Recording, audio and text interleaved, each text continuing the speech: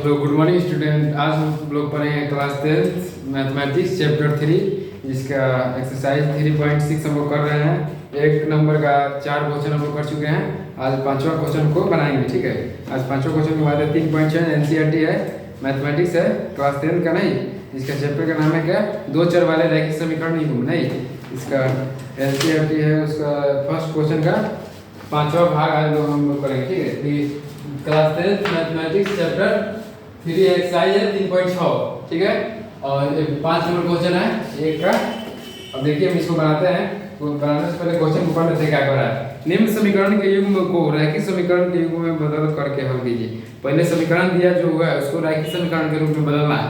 रैखिक समीकरण मतलब क्या, देखिए इसे जिसके सिलेबस में लिखा हुआ 2x + 3y = 6, इस तरह लिखा हुआ है। ये कौन समीकरण है, रैखिक समीकरण है। इसी ऐसे ही इसको प्रयुक्त कर देना है, बदल देना है। उसके बाद हमको क्या करना है, हल करना है। जैसे हल करने का कितना विधि होता है आप लोग पढ़ चुके हैं।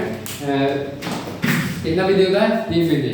पहला प्रतिस्थापन जो बहुत ही आसान है, विलोपन उससे भी आसान है, बल विधि वो भी आसान है, लेकिन उसमें प्रैक्टिस करना पड़ता है, नहीं तो भूल जाता है। तो हम इसको किसी विधि से बना सकते हैं, कोई दिक्कत नहीं होगा। ठीक है, पहले क्या करते हैं, इसको रैखिक समीकरण में बदलते हैं। नहीं, रैखिक समीकरण में बदलने के लिए देखो सबसे पहले भागा में 7x - 2y भागे xy है, तो इसको क्या करेंगे, अलग अलग कर देंगे। देखिए 7x/xy - 2y बटे में xy बराबर में कितना है, 5 है। अब देखो x से x कर खत्म, y से y खत्म, बचा क्या, 7y -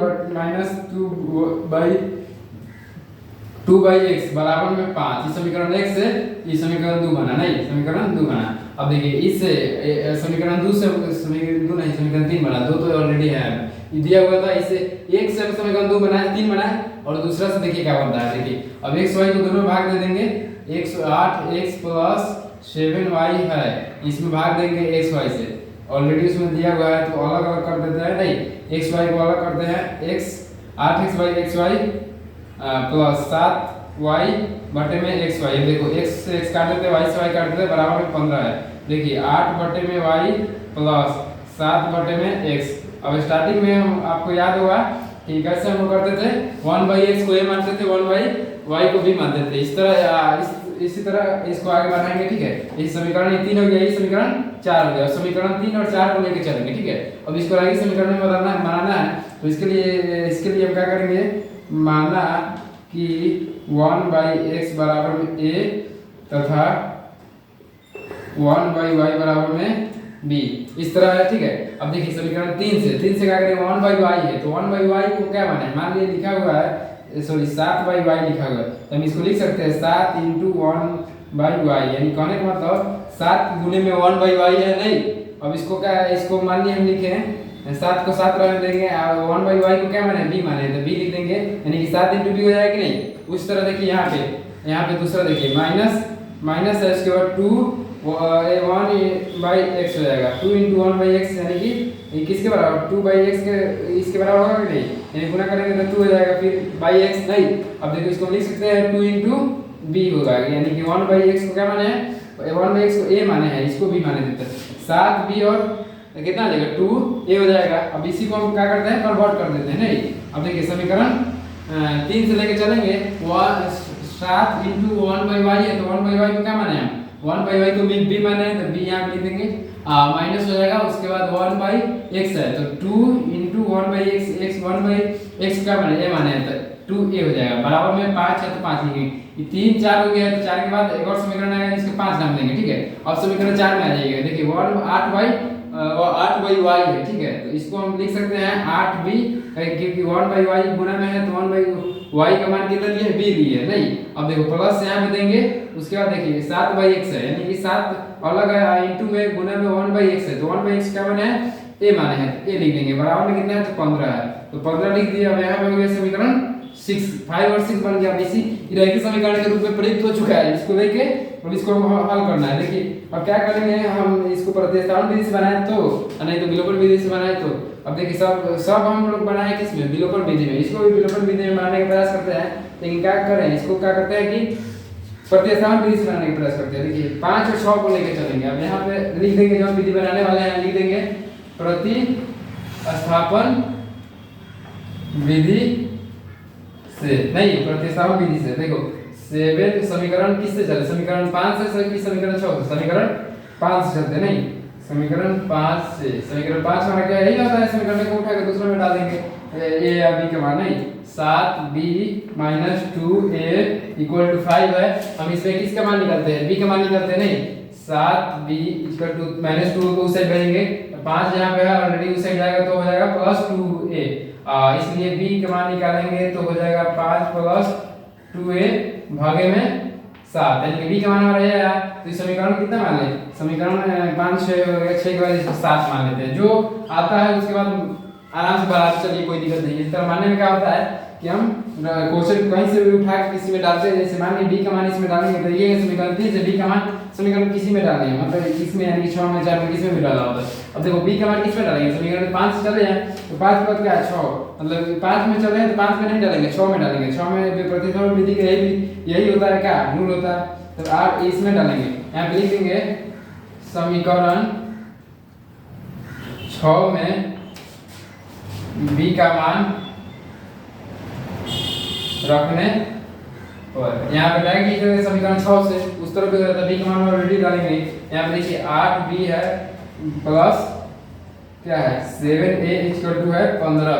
अब देखिए b का मान कितना है, तो 8 × b के जगह पर जो है इसको डाल दीजिए, 5 + 2 × a, 2a हो गया, बटा में 7 है। 29 मत समझिएगा, ये लिख रहा है हमें, ऐसे लिख रहा है, नहीं उसके बाद प्लस हो जाएगा 7a = हो जाएगा 15। अब क्या करते हैं, अंदर गुना करते हैं।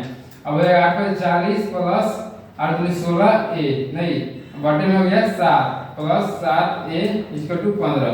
अब ये बटा के जो करेंगे तो लघुत्तम हो जाएगा 7, 7 से भाग करेंगे देखा जाएगा, कोई फर्क नहीं पड़ेगा, जैसा का तैसा, ऊपर जितना रहेगा वो नीचे भी उतना हो जाएगा 16 प्लस में। देखिए प्लस का प्लस, यहाँ बाटा 1 मान लीजिए 4 से 1 में भाग, सॉरी 1 से 7 में भाग देंगे तो भागफल 7 आएगा, जो भागफल आता है ऊपर वाले में गुना करते हैं तो 7 से 7 में गुना करेंगे तो 7 से 49 ये हो जाएगा, नहीं। अब देखिए अब यहाँ पे बराबर में 15, अब 3 गुना हो जाएगा, 1 इसमें ऊपर वाले में गुना होगा, 7 नीचे वाले में गुना होगा, नहीं। अब देखो यहाँ पे 16 है, 40 है, 16 ये है, देखिए 16 है कि नहीं, हाँ है। अब देखिए 16 है, ये 49 से कितना हो जाएगा, पहले 40 सीखिए और उसको 16 49 दोनों प्लस में है, नहीं प्लस में है तो 49 में 1 जगह 50 60 5 65, यानी कि हो जाएगा 65a, नहीं आई 7 उसमें चल जाएगा तो हो जाएगा, तो आपका कितना हो जाएगा 15 × 105, 15 × 105 हो जाएगा, नहीं। अब देखिए अब क्या करेंगे, a का मान निकालेंगे, 40 को उस साइड भेजेंगे तो 65 यहीं पे रहने दीजिए, 65 के यहीं पे रहने दीजिए, और चर वाला उस साइड भेजेंगे तो हो जाएगा हमारा 105 - 40, यानी कि 65a = हो जाएगा, घटेगा 40 तो आपका आ जाएगा 7 5 65 होगा, नहीं। अब a का मान कितना हो गया, देखिए 65 बटे में 65 कट के आ जाएगा 1, तो 1 का मान आया है 1, a का मान कितना है 1। अब इसको किस में रखते हैं, तो समीकरण 7 में रखते हैं, तभी हमारा b का मान निकालना है। b का मान निकालने के लिए इसको इसमें रखना होगा, इसमें इसलिए रख रहा है क्योंकि ये बनाया हुआ समीकरण है। मान लीजिए इसको किसी और समीकरण में भी रखें, दोनों में से किसी में भी, तो हमारा b का मान निकल जाएगा, लेकिन हम इसमें रख रहे हैं क्योंकि b बराबर ही ऑलरेडी दिया हुआ है, यानी a का मान इसमें डालें तो डायरेक्ट निकल जाएगा, इसमें डालना बहुत अच्छा होता है, जल्दी निकलने का, नहीं। तो समीकरण लिखेंगे यहाँ पे, समीकरण 7 में b का मान रखने पर, a का मान रखने पर, a का मान रखने पर आपको नहीं दिख रहा हो तो बोल रहे हैं उससे आप लिख सकते हैं, नहीं b यहाँ पे समीकरण 8 में a का मान रखने पर 8 क्या है, b बराबर 5 + 2 × a/7 है, यही है। देखिए उतार देंगे वहाँ पे, उसके बाद यहाँ पे a है वहाँ पे रख देते हैं, प्लस हो जाएगा 2 × a का मान 1 है, बटा में 7 है। मान लीजिए 5 + 2 + 2/7, यानी जो है 7 आएगा 7 है, कट क्या गया हमारा 1, यानी b का मान भी हमारा कितना है 1 है, समझ में। अब a का मान 1, b का मान 1। अब देखिए अब क्या करेंगे, अब स्टार्टिंग में जो मान रहते हैं उसको वहां पे ले जाते हैं। एक नंबर क्वेश्चन में बताते हैं 1/x बराबर क्या है, a है, तो 1/x बराबर क्या है, 1/x बराबर a है, तो 1/x लिखेंगे। a का मान कितना है जी, तो 1 है, देखिए a का मान कितना है 1 है, तो 1 यहाँ पे रखेंगे, 1 से गुना करेंगे 1 में तो x होगा, 1 से 1 में करेंगे तो 1 ही होगा, यानी कि x का मान कितना है 1 है।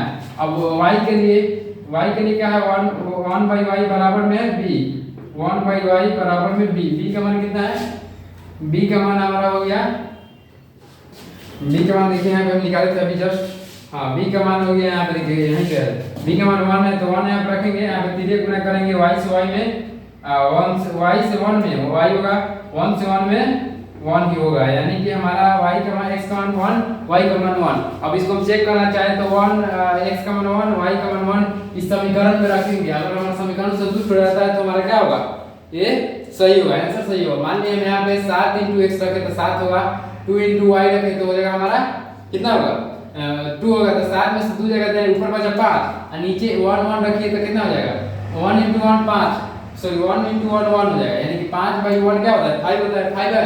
ये हमारा पहले समीकरण संतुष्ट कर गया। दूसरा समीकरण में ये मान लिया 8 × 1 करेंगे तो 8 होगा, क्योंकि x का मान 1 है, प्लस 7 × 1 y करें, यानी कि y का मान 1 है तो 1 y के मान 1 है तो 1 लिखेंगे, उसके बाद गुणा करेंगे तो यानी कि यहाँ पे 8 यहाँ पे 7, 8 7 होता है आपको 15, 15 पे बाई 1 × 1 करें, यानी कि x का मान 1 y का मान 1, दोनों का 1 करेंगे तो 1 होगा, यानी कि 15/1 है, यानी कि 15 बराबर 15 है। तो हमारा क्या है, हमारा आंसर जो है वो सही है। इस तरह आप लोगों को बताते रहेंगे, उम्मीद है आप लोग समझ गए होंगे। तो देखिए आप लोग, बाय।